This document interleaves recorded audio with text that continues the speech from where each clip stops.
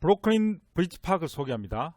이 공원은 브루클린 다리 아래에 자리 잡고 있는 수변공원인데 사진에서 보는 브루클린 다리 교각 좌우의 녹색 부분이 되겠습니다. 오른쪽 상단 키맵에서 보시면 회색 부분이 됩니다. 이 공원을 설계한 사람은 아래 사진의 마이클 반 발켄버그입니다. 왜 앞서 소개한 바 있는 시카고 메기 데일리 파크하고 뉴욕의 티어드랍 파크를 설계했던 그 세계적인 조경가 기억나시죠? 우선 공원을 소개하기 전에 브루클린 다리부터 간략히 소개하겠습니다. 이 다리는 맨하탄 섬하고 브루클린을 연결하기 위해서 1883년 개통되었다고 하니까 거의 140년 됐고 지금은 뉴욕을 상징하는 랜드마크로 자리 잡고 있습니다.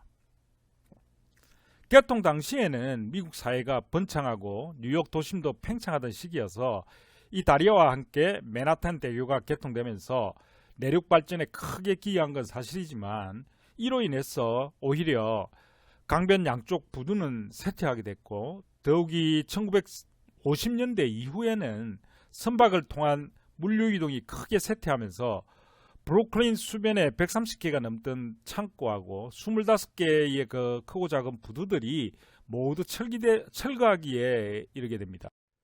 그 이후 이런저런 우여곡절을 겪다가 1985년 브루클린 브리지 파크 아이디어를 제시한 비영리 단체 풀턴 페리 랜딩이 설립되고 이들이 본격적인 활약을 펼쳐서 1989년에는 앞서 배터리파크 시티를 탄생시켰던 당시 뉴욕 시장 당선자 딩킨스 그리고 또 쿠오모 뉴욕 지지사가 만나서 협의 끝에 뉴욕 항만관리청에 부두틀을 함부로 매각하지 않도록 요청을 했고 그로부터 10년간 이런저런 논쟁 끝에 1998년 브루클린 워터프론트 지방개발공사 LDC를 설립해서 브루클린 브리지 파크 추진 계획을 확정짓고 2000년 9월에 마스터 플랜을 발표합니다.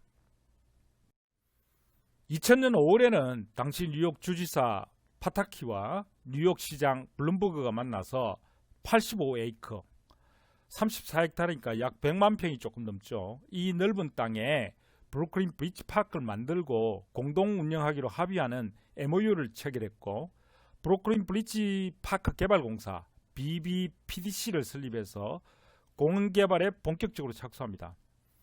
2004년 BBPDC는 마이클 반 발켄버그를 설계자로 지명해서 그 안을 구체화함으로써 현재까지 1부두부터 6부두까지 단계적으로 조성하게 됐습니다.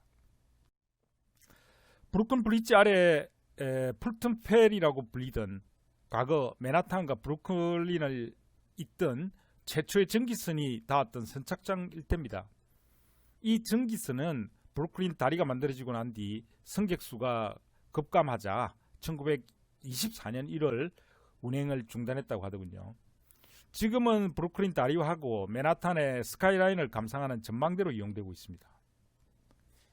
이 표지석은 바로 이곳에 미국 독립전쟁 초창기였던 1776년 8월 워싱턴 장군이 상륙했음을 알려주고 있고 또 이곳은 19세기 내내 수많은 배들이 밤낮을 가리지 않고 얼어내리면서 화물과 승객을 실러 날랐다고 설명해주고 있습니다. 네, 1번 부두 안내판입니다. 브루클린 브리지 파크의 첫 번째 구간인데 2010년 3월에 개장됐습니다.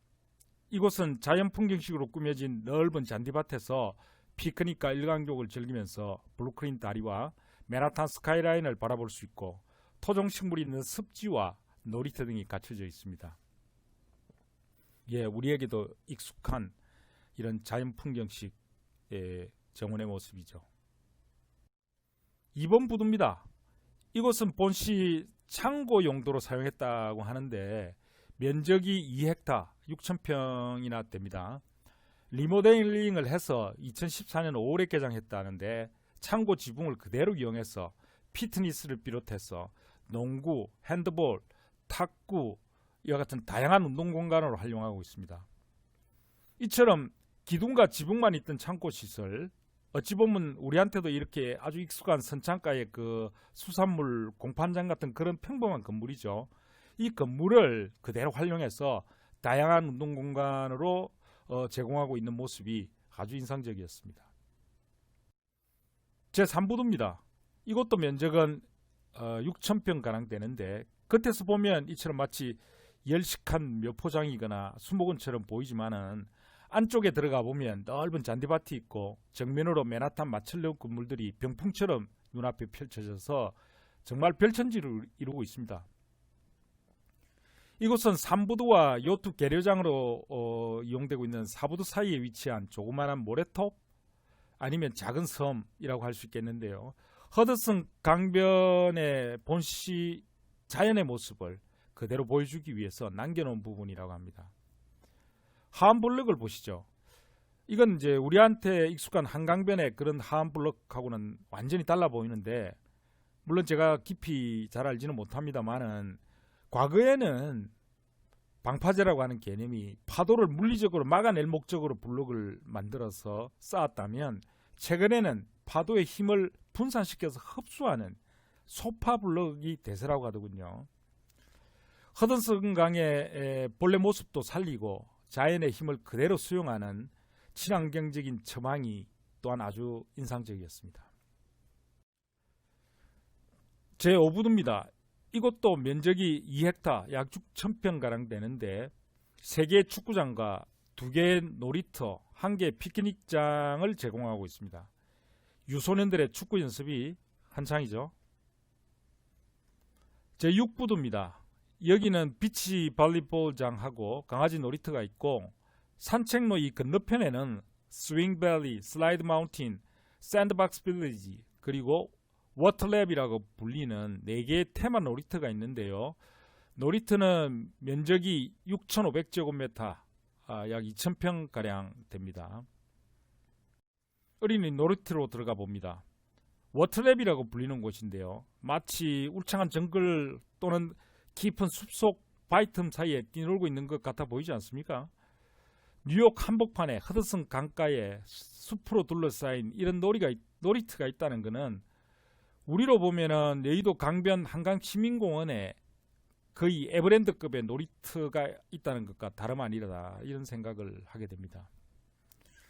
제가 방문했을 때가 7월 초의 한낮이었으니 더 그랬겠지만은 인근에서 놀러온 어린이들이 물줄기를 흠뻑 맞으면서 신나게 놀고 있습니다.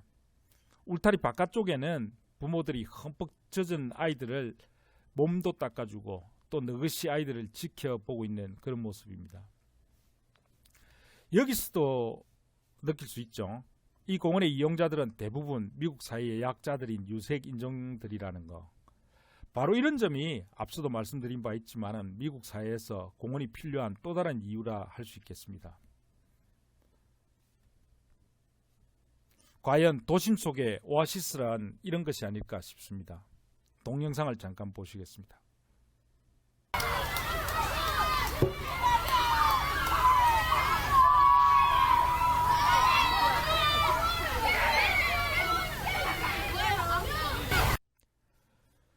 샌드박스 빌리지라고 불리는 놀이공간입니다.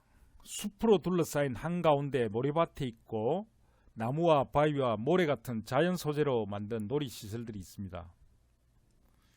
이곳은 앞서 워터랩에 비해서 상대적으로 더 어린 유아들을 위한 공간이라 할 수 있겠는데요. 저는 늘 그런 주장을 해왔습니다.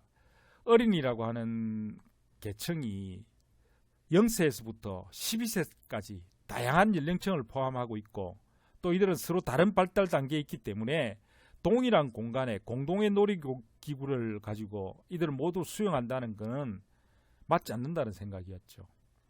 이처럼 적어도 유아와 유년 또 소년과 청소년들을 구분해서 각자의 연령층에 맞는 놀이시설들이 제공되어야 한다. 이런 것이 저희 평소의 생각이었습니다.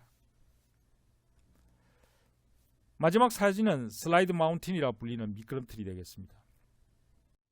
슬라이드 마운틴과 이어진 등반형 놀이기구들이 되겠습니다. 무슨 물질의 결정구조 같은 느낌을 주는데 이 시설들은 그늘이 없어서 그런지 확실히 이용하는 아이들이 없군요. 스윙밸리라 불리는 그네입니다. 무슬림 어린이와 엄마가 놀러왔네요. 또 한쪽은 동양계로 보이는 어린이들이 그네를 타고 있습니다.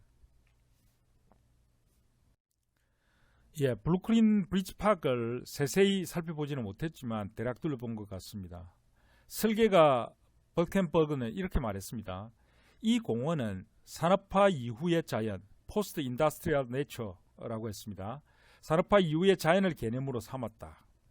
즉, 인공경관을 만들어서 번잡한 도시 환경에 적응시킴으로써 스스로 번창하고 진화할 수 있는 새로운 생태계를 만드는 것이 목표였다. 물론 그 본질은 풍경이 아니라 강이었다. 이런 이야기를 했습니다. 이 말은 무슨 의미일까요? 제 해석은 이렇습니다. 이렇게 쓸모없이 버려지게 된 근대 산업유산을 우리는 어떻게 처리해야 될 건가? 이제 용도가 다 됐으니 부수고 그 자리에 새로운 걸 짓는 게 옳은가? 아니, 그보다는 역사적 유적을 그대로 받아들이되 이곳의 생태계에 적합한 약간의 인공적 손질을 가한 자연을 도입함으로써 새로운 생태계를 조성하자. 이게 바로 많은 조경가들이 조경학과를 입학할 때부터 지금까지 입만 열면 하던 조경의 가치가 아닌가 하는 생각을 다시금 더듬어 보게 됩니다.